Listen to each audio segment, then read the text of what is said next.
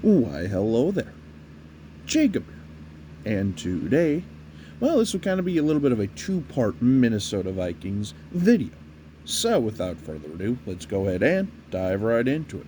So, yeah, figure I'd quick come on and just kind of give my last general thoughts on the Titans versus Vikings game from a few days ago, because not gonna lie, I have not been feeling the greatest over the last few days, if you've probably noticed in my Utah videos, but again, it's a bad thing about this time of year. But anyway, the Titans, yeah, I mean, that game was I wouldn't say it was an easy win by any stretch of the imagination, but at the end of the day, a W is a W.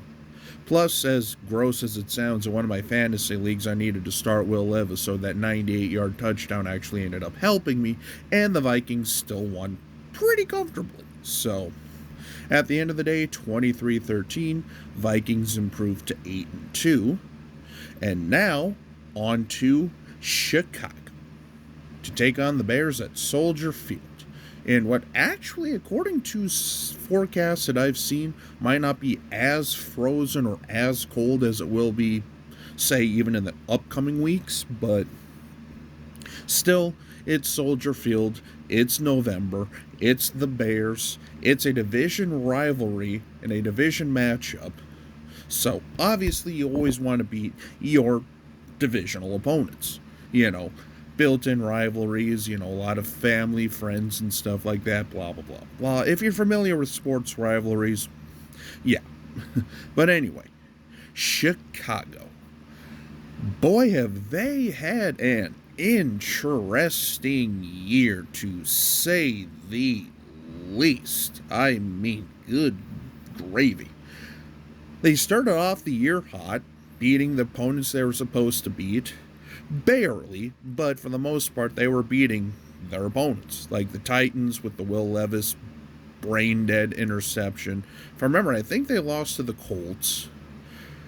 They played the Packers tough, missing on a blocked field goal, and then, of course, the Hail Mary a few weeks ago. I mean, the Bears have had one heck of a season, which then was accentuated by them firing Shane Waldron, and, yeah, it seemed to have helped at least last week. Granted, I will say, though, Bears-Packers, if you know anything about that rivalry, even if both teams aren't great, that is still one hell of a rivalry. But yeah, anyway, kind of bringing it back here. So basically what I'm saying is, yeah, the Bears are, I believe, 4-6 now, and, well, they're not dead by any stretch of the imagination. I mean, if they can rally off, basically they have to go undefeated or pretty close to undefeated, which, not saying they will, probably not, honestly. I mean, but I've seen stranger things happen, and this is the Vikings we're talking about here as well. Nothing is off the table. So, what do the Vikings need to do to beat the Bears? Well, first of all, number one, Caleb Williams. That's right, ladies and gentlemen. Their rookie quarterback, Caleb Williams, is key number one. Because if he's flustered, if he's running around in the pocket like a chicken with his head chopped off, we have him right where we want. So what does that mean, B-Flow? Blitz, pressure, disguise, blitzes, and pressures. Make him read the defense. Because if he gets into a rhythm and he can take off too, don't forget, he is very, very mobile. So keep contained, keep him in the pocket, and pressure. I like our chances here. But also don't forget, though, he does have some weapons. I mean, Keenan Allen has been known to destroy the Vikings in the past. I mean, just take a look at week 3 last year? Week 2 or week 3 last year against the Chargers. He's done it a couple times to us. DJ Moore, when playing, is very, very solid. If he's not having a hissy fit on the sideline, or I don't know what's going on with DJ Moore, but to be fair, I can't necessarily say I blame him with how just putrid the offense was, and just sort of how, yeah, the culture in Chicago is just not good. right now, like between the ownership and the coaches and stuff like that. And so if you can take advantage of a Chicago team coming off of just a brutal loss, because again, as a Vikings fan, blocked field goal, where have we seen that one before? So I understand the pain of losing on those last second, just gut-wrenching kicks to the throat, if you may say. But yeah, Caleb Williams, with his weapons, Komet.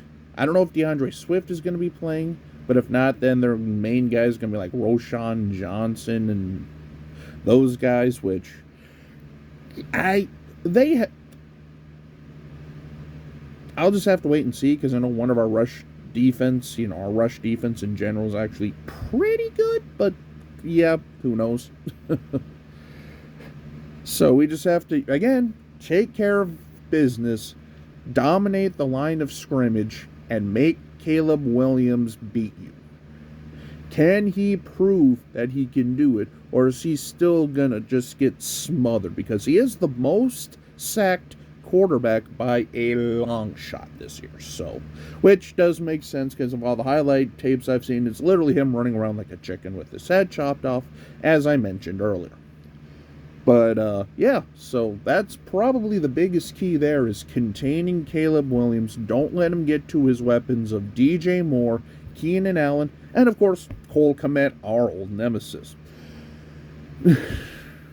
By the way, Cole Kmet is one of the more underrated tight ends in the league when he's actually getting fed the ball. Problem is, Chicago just never feeds him the ball, really. Hopefully that doesn't start this week, but, because, again, the Vikings have also had a hell of a time against tight ends. But anyway, that's, a different gripe for a different day. But now, flipping it over to Sam Darnold and the offense, whatever you did last week, just keep doing that, basically. Try to get that run game going, though, because I don't know what it is with Kevin O'Connell in the run game. I don't know if it's just because, Aaron Jones is starting to kind of break down a little bit. I don't know if it's just the defenses we're going up against are actually solid against the run, even if they aren't great pretty much anywhere else. I don't know if it's just Kevin O'Connell not making an emphasis on the run game or whatnot, but I would like to see the run game improved a little bit more. I will say, though, Chicago's defensive line is pretty nasty. I mean, I know Montez Sweat is probably one of those big guys. Remember the name Akeem Hicks, anyone? Akeem Hicks, Vikings fans? I mean, that guy single-handedly ruined our day pretty much every time we played him over the last several years when he was in Chicago. So, but yeah, the key there is control the line of scrimmage. Again, Darnold, don't do anything stupid.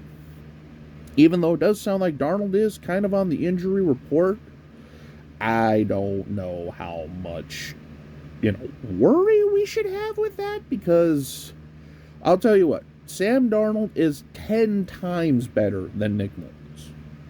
I'm not saying Nick Mullins is horrible or anything like that, but, I mean, let's be honest here. There's a reason why Sam Darnold is the starter over Nick Mullins, even though Mullins has been in this organization for pretty much since day one that Kevin O'Connell's been here, if I remember right. But anyway, regardless, I just hope, that we can keep him upright, keep him healthy, and heaven forbid anything happens to him.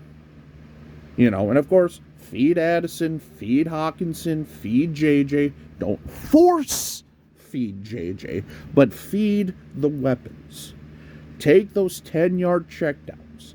If you have to do death by 1,000 paper cuts, do death by 1,000 paper cuts, because at the end of the day, the key is getting out of Soldier Field with a victory that you feel confident about.